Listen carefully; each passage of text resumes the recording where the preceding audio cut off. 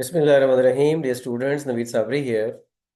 EDMs के हवाले से आज लेक्चर नंबर 11 पे हम बात करेंगे। इसमें हमारे जो 12 ईडीएम का सेट है उसमें सबसे पहला ईडीएम है to keep out. To keep out का मतलब ये होता है बाहर रखना या बाहर रहना। मतलब किसी भी चीज़ में एंटर ना होना या एंटर ना होने देना किसी को। तो इस तरह से आप देखें, there was a large sign outside the door that said danger keep out. Door के बाहर एक बड़ा साइन था, इसका मतलब था डेंजर, बाहर रहो। I've told you to keep the dog out of the house। बाहर रखना के मीनिंग में सेकंड में आ रहा है। सेकंड इडियम है टू कीप अवे फ्रॉम या to stay away from. To stay at a distance, एक डिस्टेंस पे रहना। अवॉइड करना किसी चीज को, किसी चीज के यूज को अवॉइड करना, उसको हम कहते हैं टू कीप अवे या to stay away from. From दोनों के साथ आ सकता है, कीप अवे के साथ भी और स्टे अवे के साथ भी। जैसा कि सेंटेंसेस हैं, please be sure to keep the children away from the street. दूसरा, the science on the burned out house. Burned out house का मतलब जला हुआ घर। उसके ऊपर साइंस जो थे सेड, वो ये बता रहे थे कीप आउट डेंजर जोन। और आगे कीप अवे डेंजर जोन। और आगे है it's important for your health to stay away from dangerous drugs. दूर रहना, बच के रहना, परहेज करना। थर्ड है जी टू फाइंड फॉल्ट विद।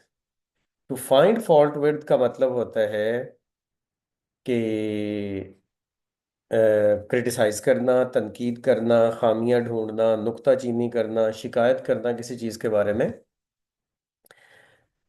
तो it is very easy to find fault with the work of others. दूसरों के काम में खामियां ढूंढना बड़ा आसान है, but more difficult to accept criticism on one's own work. अपने काम पे क्रिटिसिज्म एक्सेप्ट करना बड़ा मुश्किल है। Mrs Johnson is always finding fault with her children. मतलब बच्चों में गलतियां ही निकालती रहती है, but they really try to please their mother. Number 4, to be up to. तो टू बी जाहिर है इज, एम या वॉज वर वगैरह में चेंज हो जाएगा जब हम यूज करेंगे इसे। इसका मीनिंग होता है to be responsible for deciding, किसी चीज का इंचार्ज होना, किसी चीज को डिसाइड करने का जिम्मेदार होना। कोई भी किसी भी चीज को रेगुलर एक्टिविटी के तौर पर कर रहे होना, इसको हम कहते हैं। और ये अक्सर क्वेश्चन की सेंस में यूज होता है। क्वेश्चन की सेंस में as a form of greeting भी हो सकता है। जैसा कि दो सेंटेंसेस देखें, I don't care whether we go to the reception और not, it is up to you. ये तुम्हारे ऊपर है कि तुम फैसला करो। Hi George, I haven't seen you in a while, what have you been up to. आप किधर रहे हैं, क्या करते रहे हैं। नेक्स्ट है ill at ease. Ill at ease का मतलब होता है कंफर्टेबल, अनकंफर्टेबल होना, वरीड होना किसी सिचुएशन में। तो speaking in front of a large audience makes many people feel ill at ease. यानी कि बड़ी ऑडियंस के सामने बोलना, तकरीर करना बहुत सारे लोगों को अनकंफर्टेबल कर देता है, वरीड कर देता है। दूसरा है my wife and I were ill at ease because our daughter was late coming home from school.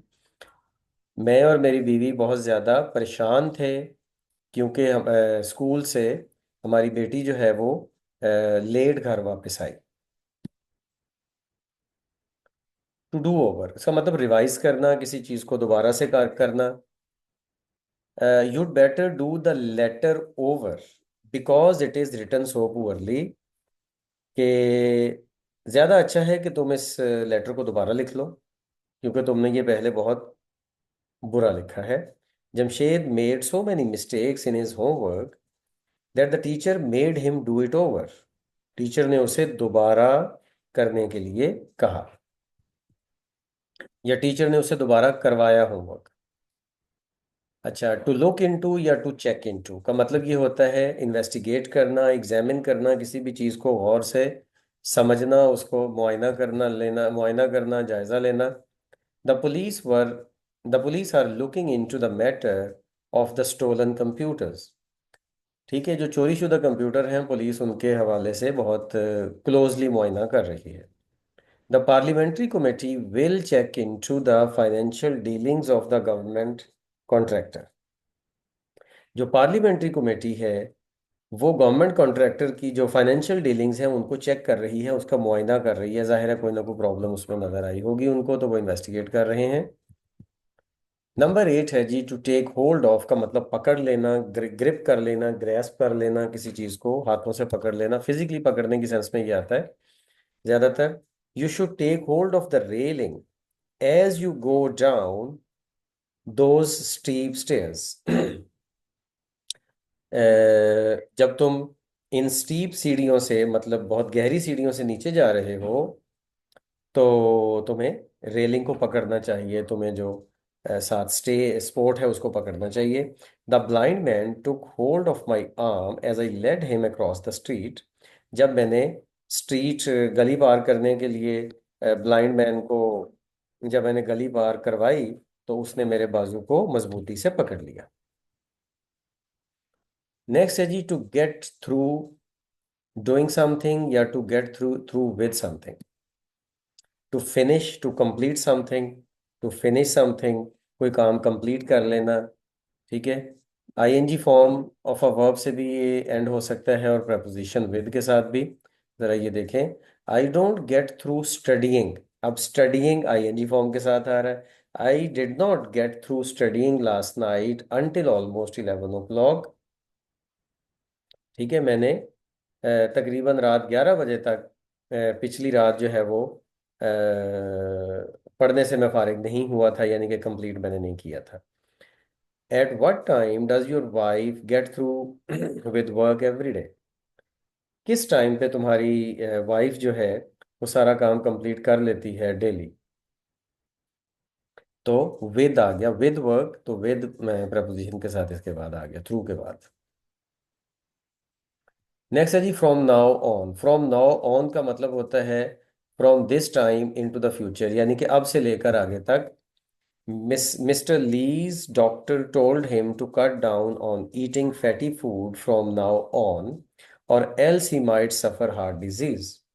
Mister Lee के डॉक्टर ने उसे बताया कि वो अब से, अब के बाद फैटी फूड को अवॉइड करे, उसको कम से कम करे, अदरवाइज उसे हार्ट डिजीज हो जाएगी।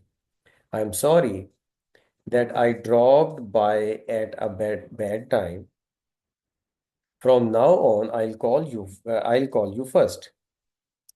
कहता है कि मैं सॉरी करता हूँ कि मैं बुरे वक्त पे आज अचानक आ गया, लेकिन अब नेक्स्ट टाइम से मैं आगे से आपको पहले कॉल करके आऊँगा। नेक्स्ट है जी, to keep track of. To keep track of का मतलब होता है to maintain a record of, किसी भी चीज़ का record रखना, या to remember the location of, मतलब किसी चीज़ की लोकेशन का को याद रखना, किसी चीज़ का रिकॉर्ड रखना, पुरानी बात को याद रखना।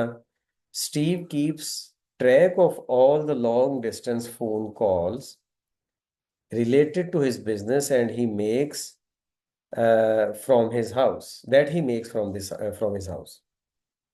स्टीव जो है उन तमाम लॉन्ग डिस्टेंस कॉल्स का रिकॉर्ड रखता है जो वो अपने घर से करता है, बिजनेस कॉल्स का। With 7 small children, how do the Wilsons keep track of all of them? Wilson's यहाँ पे विल्सन्स प्लूरल में आया है, तो विल्सन फैमिली की बात हो रही है कि उनके 7 बच्चे हैं। तो क्वेश्चन किया जा रहा है कि विल्सन फैमिली जो है वो किस तरह से उन सब के लोकेशन याद रखती है, या वो उन सब का जो है ना वो रिकॉर्ड मेंटेन करती है। मतलब ये कोई ऐसी फैमिली के बारे में बात हो रही है शायद, कि विल्सन्स के सारे बच्चे शादीशुदा हैं, वो अपने अपने घरों में हैं और डिफरेंट लोकेशंस पे रहते हैं, तो उन सब के लोकेशन को याद रखने की बात हो रही है। और लास्ट इडियम है टू बी कैरीड अवे या to get carried away by और with. To be greatly affected by a strong feeling का मतलब ये है कि बहुत अफसोस में चले जाना, सदमे में चले जाना, किसी फीलिंग में चले जाना और स्ट्रॉन्ग फीलिंग में चले जाना। उससे अफेक्ट हो जाना। Hashim and Rustam were carried away by the sad movie that they saw together. Hashim और रुस्तम उस सैड मूवी से बहुत इमोशनल हो गए जो कि उन्होंने इकट्ठे देखी। James got carried away with anger when his roommate crashed his new car into a telephone pole। James जो है वो गुस्से से पागल हो गया कि जब उसके रूममेट ने उसकी नई कार को टेलीफोन पोल के साथ स्ट्राइक कर दिया, क्रैश कर दिया, और वो कार तोड़ दी, या उसमें कुछ प्रॉब्लम आ गई। इसके साथ ही आज की हमारी डिस्कशन कंप्लीट होती है। मिलते हैं नेक्स्ट लेक्चर में। अल्लाह हाफिज।